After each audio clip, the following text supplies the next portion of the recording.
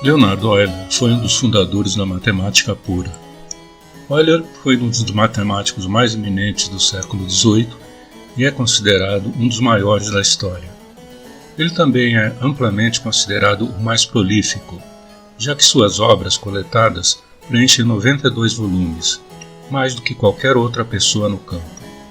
Ele passou a maior parte de sua vida adulta em São Petersburgo, na Rússia, e em Berlim, então capital da Prússia.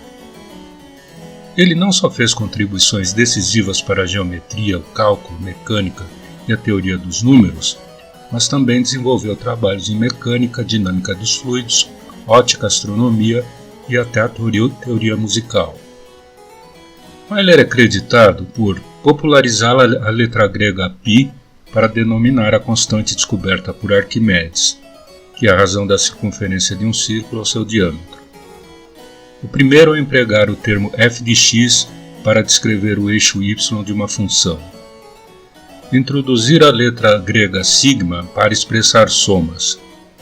Inventar uma nova constante matemática e, comumente conhecida como número de Euler, aproximadamente equivalente a 2,71828, para representar a base natural de um logaritmo que tem várias aplicações, como por exemplo calcular juros compostos. Uma declaração atribuída a Pierre-Simon Laplace expressa a influência de Euler na matemática. Leia Euler, ele é o mestre de todos nós. É impossível apresentar nesse espaço os trabalhos notáveis de Euler, por isso escolhi 4 tópicos em áreas bastante distintas para exemplificar algumas de suas descobertas. A linha de Euler.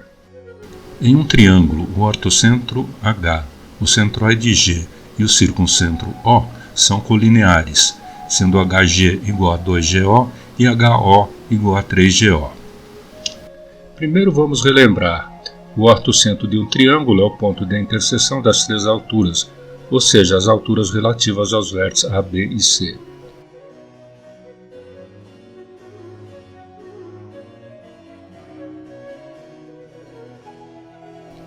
O centroide de um triângulo é a interseção das 3 medianas do triângulo, cada mediana conectando um vértice com o ponto médio do lado oposto.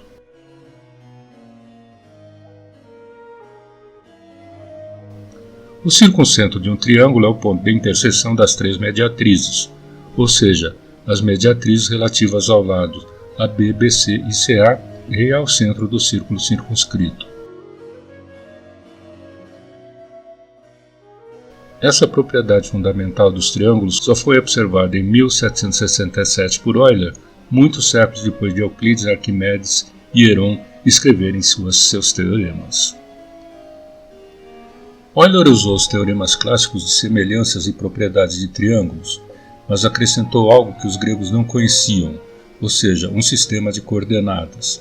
Isso é, ele usou a fórmula para a distância entre 2 pontos da geometria analítica, dada por d raiz quadrada de x1 menos x2 ao quadrado mais y1 menos y2 ao quadrado. A estratégia de Euler para mostrar que as coordenadas dos 3 pontos referidos estão em uma reta foi deduzir as expressões das coordenadas desses pontos em função dos lados A, B e C. A prova de Euler é um pouco extensa para apresentar aqui, mas é uma interessante combinação de geometria euclidiana com álgebra e geometria analítica. Aqui eu apresento a prova do teorema usando o método mais simples. Seja O o circuncentro do triângulo ABC e G seu centroide.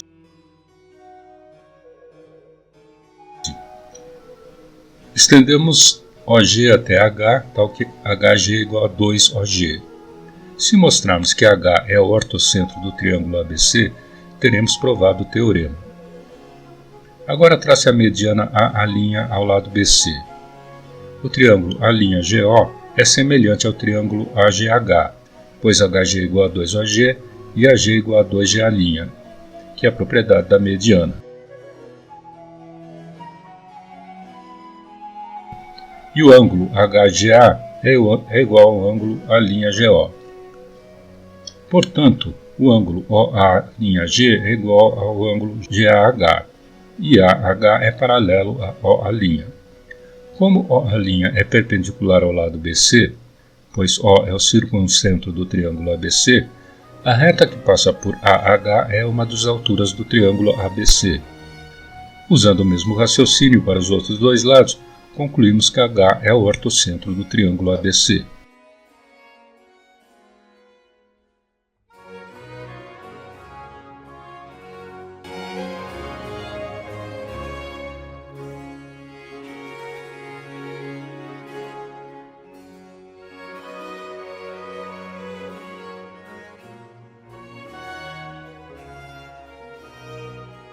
As pontes de Königsberg. A cidade de Königsberg, hoje Kaliningrad, na Rússia, tinha, em 1736, 2 ilhas entre as margens de seu principal rio e 7 pontes. Na ocasião foi perguntado ao onipresente Euler se existiam as pontes de Königsberg, cada uma das 7 pontes. A cidade de Königsberg, hoje Kaliningrad, na Rússia, naquela época, tinha, em 1736, 2 ilhas entre as margens de seu principal rio e 7 pontes. Na ocasião foi perguntado ao onipresente Euler se existiria uma rota que atravessasse cada uma das 7 pontes como uma única vez, conectavam, embora inexistente naquela entre os elementos. A grande sacada de Euler foi inventar uma representação das regiões, o que hoje é a representação usada na teoria dos gráficos, que é uma das áreas da topologia. Nessa representação, cada ilha ou margem é representada por um ponto e cada ponte por uma linha entre os pontos. Essa representação deixa claro que é impossível atravessar cada ponte uma única vez usando pura e tão somente raciocínio lógico. Existem, então, 2 versões para responder à pergunta formulada a Euler. Primeiro, a rota termina onde começa. Segundo, o início e o fim estão em regiões diferentes. Você poderá exercitar algumas tentativas antes de seguir adiante. Então, no primeiro caso, se a rota termina no ponto inicial, cada região tem que ter no mínimo 2 pontes, uma para entrar e outra para sair da região.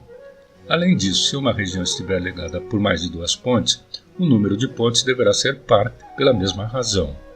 Como no problema cada região é ligada à outra por um número ímpar de pontes, é impossível completar a rota iniciando e terminando na mesma região, atravessando cada ponte uma única vez.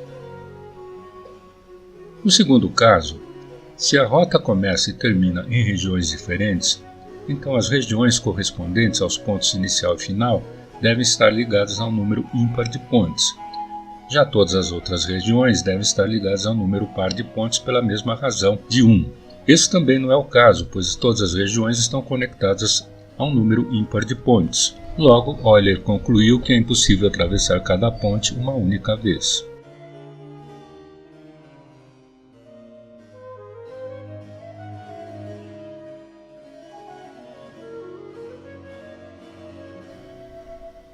Agora, retirando, por exemplo, a ponte entre A e D, com a rota começando em D e terminando em C, podemos atravessar as pontes uma única vez.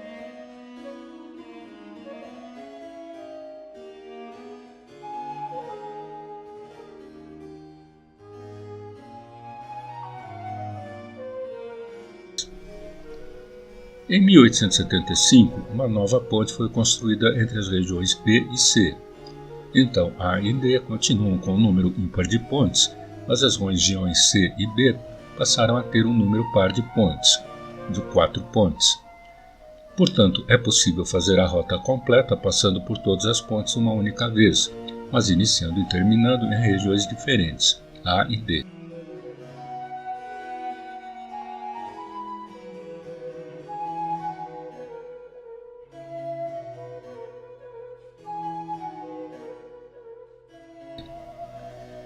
Se finalmente adicionarmos uma nona ponte entre A e D, poderemos percorrer todas as regiões iniciando e terminando na mesma região.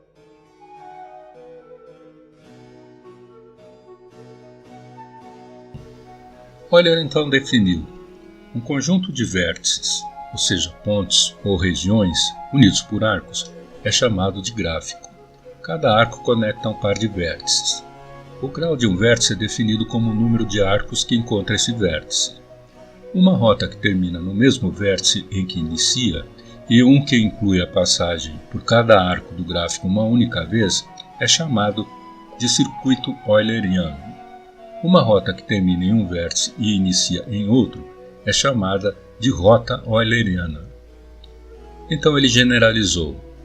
Um gráfico tem um circuito euleriano se e somente se todos os vértices têm grau par. E um gráfico tem uma rota euleriana se e somente se ele contiver dois vértices de grau ímpar e todos os demais de grau par. Os vértices de grau ímpar são o início e o fim da rota. Por exemplo, em quais das figuras é possível desenhar sem tirar o lápis do papel e sem passar duas vezes pela mesma linha?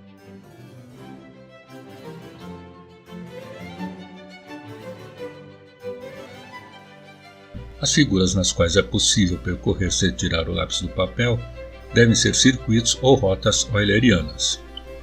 No caso A é possível, porque todos os vértices têm grau par, portanto formam um circuito euleriano. No caso B é impossível, porque 4 vértices têm um grau ímpar e um vértice tem grau par. E no caso C é possível, 2 vértices com grau ímpar e os demais com grau par, portanto uma rota euleriana.